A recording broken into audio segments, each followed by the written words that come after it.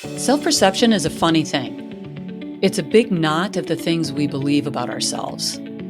It's the character traits, the capabilities, and the limiting beliefs about what is possible for us. To find success as a coach, I needed to face my own stuff and get real. Trust me, we are all a work in progress, and my work on me is far from done.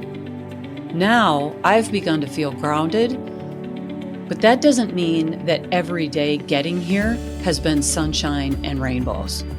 I love what I do, my clients, and my community. I had to do some serious work to navigate to this place of comfort and confidence as a coach. Hi, I'm Beki Fraser, an award-winning coach, author, and entrepreneur. Welcome to Short Story Long. It's not surprising that jumping into entrepreneurship was a significant change for me. Even with all my other leaps, this was a lot to take in. Over time, I found myself, I found my clients, and I found my place. It was hard work, but it was meaningful. It could be easy to doubt whether or not you're the right person to do the job you're doing. And naturally, there have been some times when I felt like I wasn't certain that I was the right person to be coaching someone. Maybe they had more experience leading than I did. Maybe they were in a role that I didn't know anything about, and I wasn't certain that I knew how to guide them. One of the magical things that I noticed over time was that didn't matter. It goes back to that idea of, I'm not telling you what to do. You have enough people who are around you trying to tell you what to do. You don't need me to do that. My role is to listen deeply and understand what you are saying to yourself and the struggles within you to decide what you want to do next. That I'm qualified to do with anyone that I'm talking to. And actively listening to what people might be curious about and wondering about and worrying about, then I just ask them more questions about that until they unravel that knot that's been in there and they can see the path forward and what they want to do next. It gives me a lot of confidence in my coaching to see people see the light at the end of the tunnel during or at the end of a conversation or a coaching engagement. All that work had to start somewhere. And the work that I did at first was with my values, and I needed to find a way to translate those into how I do leadership and business coaching. So I have three main values that I have just as a human being in general. One of those is freedom. I need the room to be able to make my own choices in my own time and in my own way. And so that translates to supporting my clients to find their version of what I call lead as you. Trying to be someone else is never going to be as good as being you. You'll always come in second place, at least, when you're trying to be someone else. And so one of the things I really needed to figure out was how to integrate those two things together where my clients could feel that sense of freedom, even if freedom wasn't one of their top values for themselves. One of the other things that was really important to me was that I had an authentic kind of impact when I was working with my clients. What that meant for me was really identifying those people that I could be myself with, and I didn't have to pretend to be someone else. And I recognized in my clients the desire for them to have the space for some acceptance and some opportunity to sort through what is really true. They would kind of verbally throw it out on the table, and then we would clean it up together. And from there, then they were able to choose their path forward. And for me, that I realized was a critical part of me being a coach and me being me while I was supporting my clients. One of the things, though, that's important about that is that I needed to maintain some objectivity. And that translates to what I care about and what I don't. I have, shocked a few clients when I've told them, I don't really care what choices you make. They kind of give me that quirked head and that kind of wide eyed look. And they're like, what do you mean you don't care what I do? I don't. I don't care what you do. What I really care about is that what you're doing is a conscious choice for yourself and something that serves your greater goals. And once I recognized that that was really my intention for my clients, it gave me the permission to not want something more than my clients wanted it for themselves, and to be able to let go of what I thought should be or could be and just guide them as they were going through that discovery process to realize what was most important to them. It's interesting because I can actually take any side in a debate, which means that I might be asking you questions, but I'm maybe just poking the bear. So when you think I'm taking a side, you have to wonder, am I?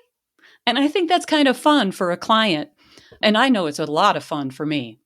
The other thing that really helped me be a lot more grounded and really focused and recognizing the value that I could have as a coach was taking on all of the working on the business side of things. I recognized and realized how much I had absorbed from other people throughout my career. In HR, I'd often supported what I would call the centralized functions. That included things like finance, marketing, strategy, maybe operations and technology. And here's a shout out and thank you to all of you who showed me what quality work looks like in those areas. It truly helped me develop a mindset and a structure for how I do things within my business. I didn't realize I was learning by osmosis, but it turns out I did a lot of that. One of the other foundations for me as I really started to develop my focus as a coach was understanding who are the people that I wanted to coach.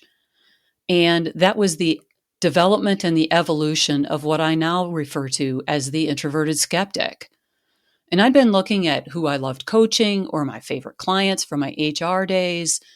Who were they? What did they have in common? What were the things that we talked about? And it really started to come together and gel into a pattern. And it was really no surprise who they were.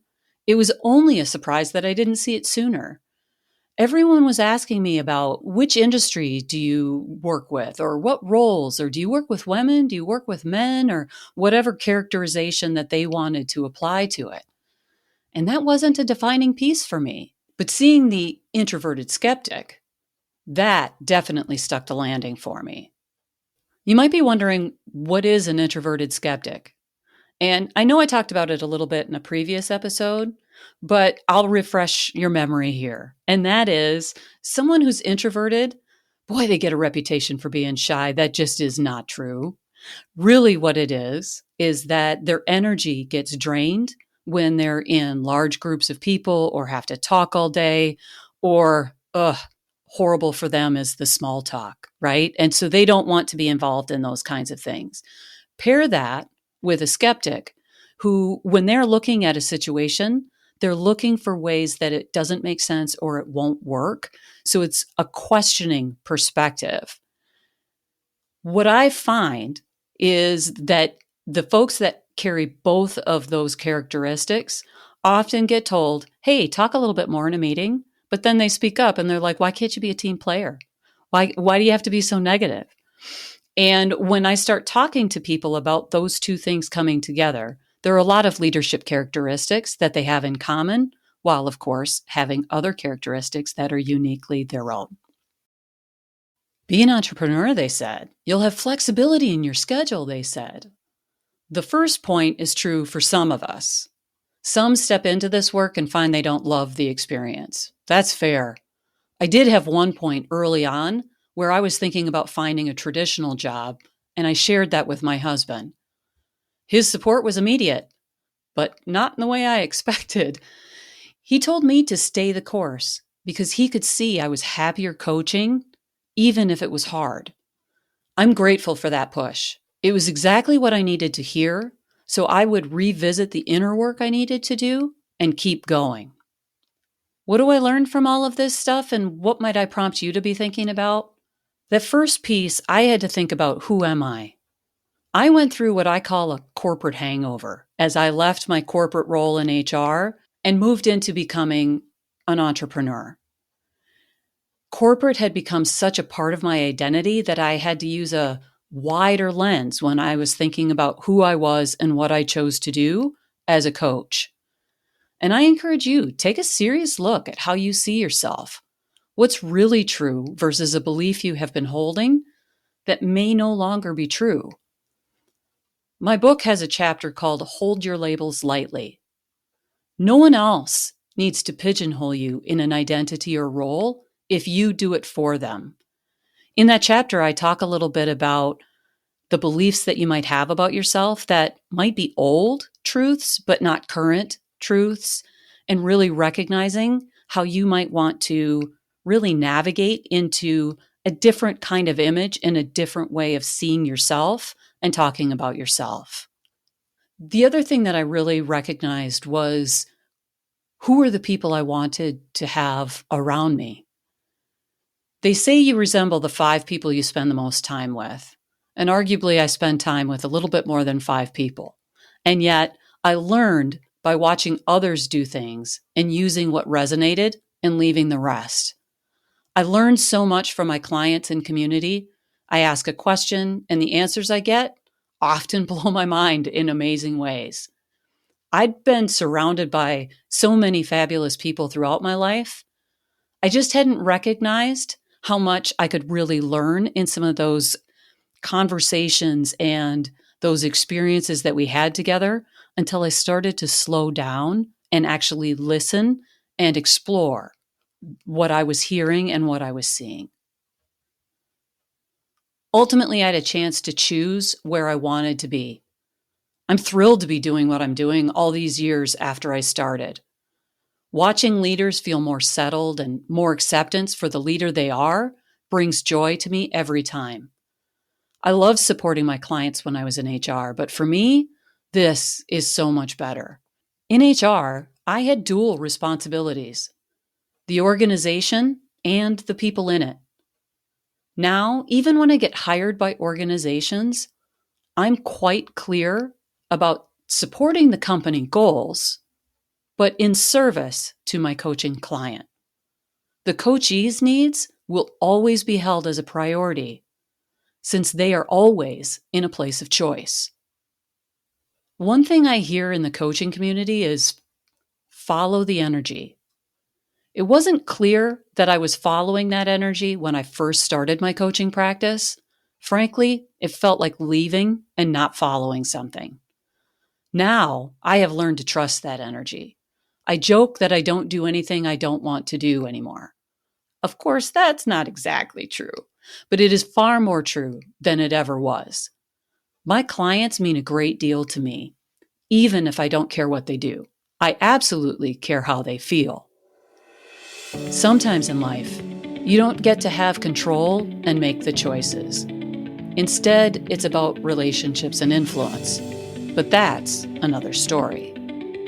Thank you for listening to my story. My hope is that you will get insights for leading as you. If you know someone who would benefit from this episode, be sure to share it. Interested in connecting with me on LinkedIn? Drop me a note telling me where you found me. The link will be in the show notes. Okay, bye.